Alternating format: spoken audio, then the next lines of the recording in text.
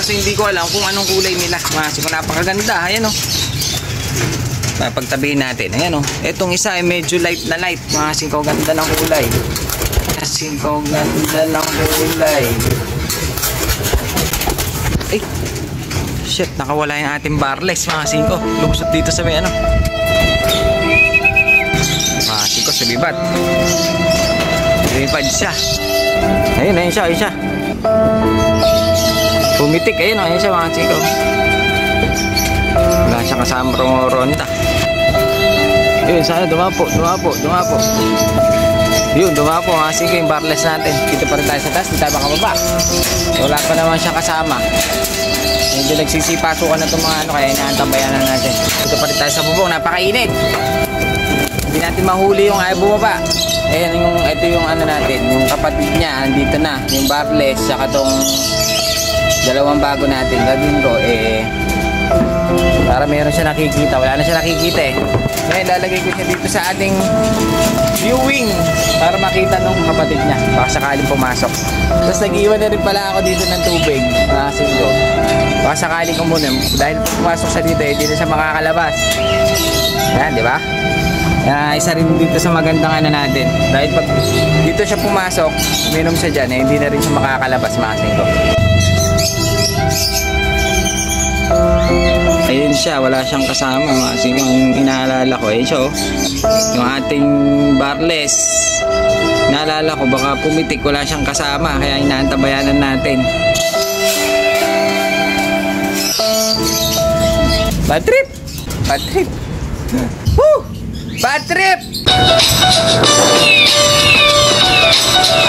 So ayun mga singko, bale yung ating isang barless na kabago-bago lang nakasibat.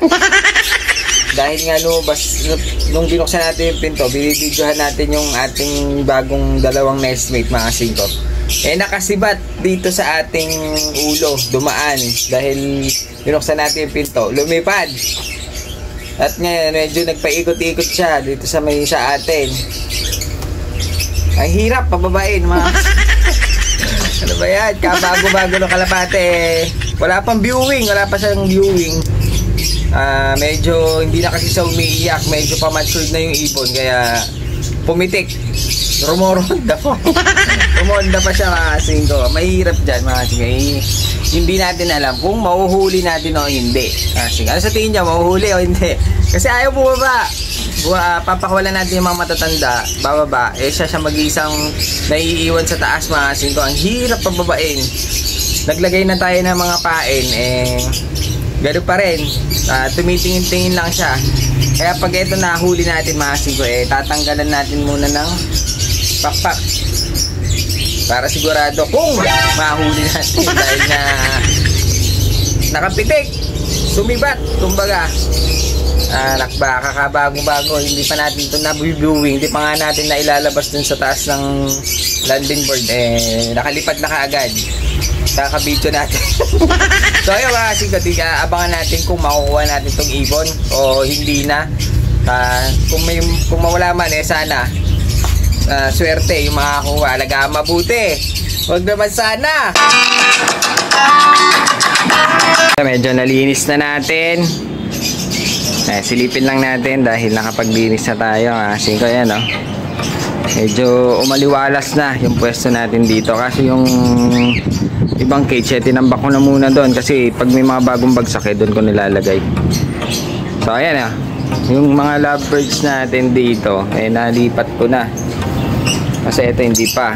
Ito yung ating ito malapit na itong ma-viewing, mga singko. Konti na lang. Hintayin lang natin na magkaroon ng lumaki. Medyo naiwan Tapos ito, hindi na niya nilimliman. Nung nilipat natin yung mga kulungan, hindi niya na nilimliman yung itlog. Sayang naman.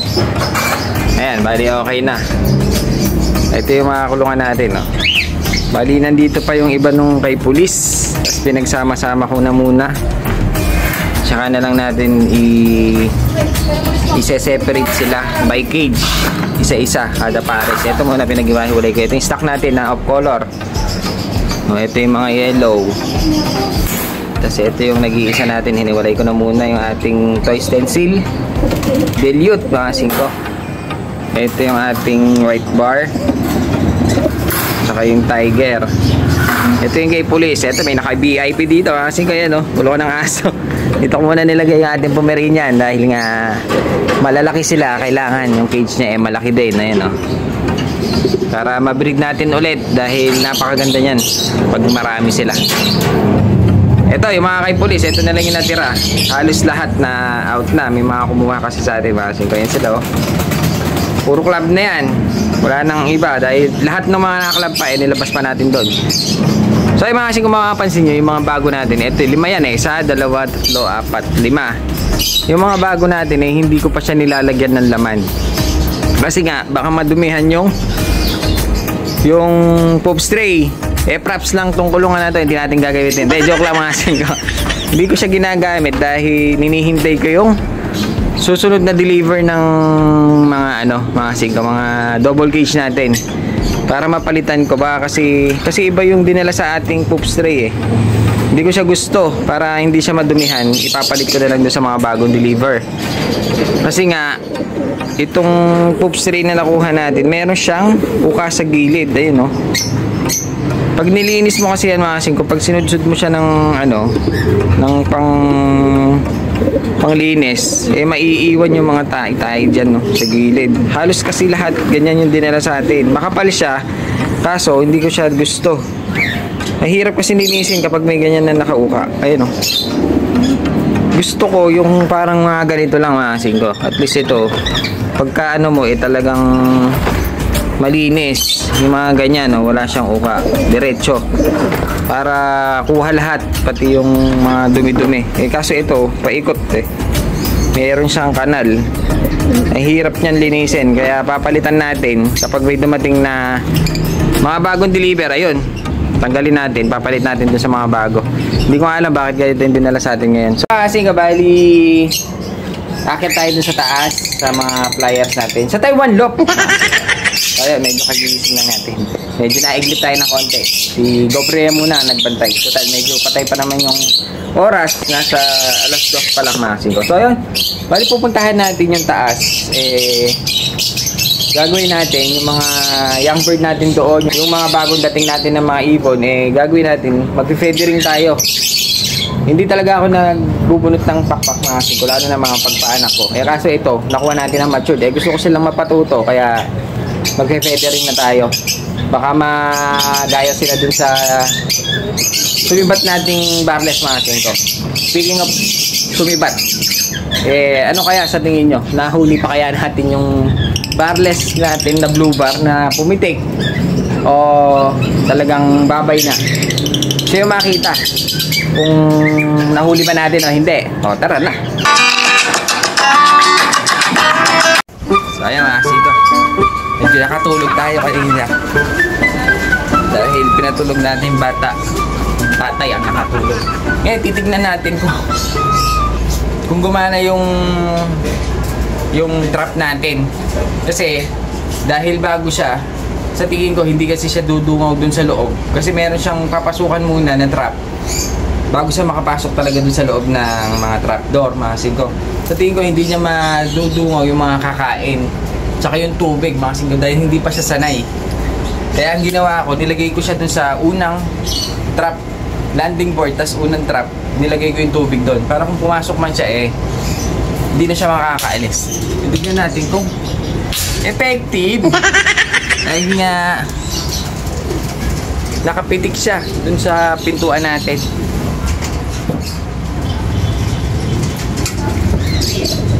Ayan nga yung mga singko, yung nilagay kong mga pain. Binewing ko na rin sila. Hindi ko pa kasi nalagay dyan kaya alanganin na ito pa isa natin. Pinakawalan ko mga matatanda. Busog na, pinakawalan ko para tumambay sila sa labas, para lang may kasama siya. Dahil yan, pag nasa na ba siya, dahil kapag pumitik yan na walang kasama tapos makakita ng iba rumuronda, yari na mga singko. Pero singko, yun parang may nakasilip na ako doon. Ayan ang sinasabi ko singko, makapasok siya. Ayan ayan siya mga singko, nakapasok siya. Buti na lang na. Ayan siya. Kasi papasok muna siya dito mga asin ko para makainom. Dito ko nilagay. Medyo nilayo ko yung tubig para pag pumasok siya, nakapasok siya dito, hindi na siya makakaalis. Yan pala ang kagandahan dito sa may double door. Taglit lang. Ay, natawag na ako dahil may bumibili na mga sigayan, oh. Wakas, bumalik siya. Pero yung bumibili daw umalis na. Kaya bababahan ako. Hintayin ko siya para hindi pa nga siya marunong, tingnan mo, tumambay siya din. Hindi siya marunong bumaba dun sa loob. Pero ang gagawin natin siguro dyan mga kasing ko, bubunutin pa rin natin. Kasi mahirap na. Natsambahan lang na bumaba. Pero baka mamaya lumayo. Goods, ayos na.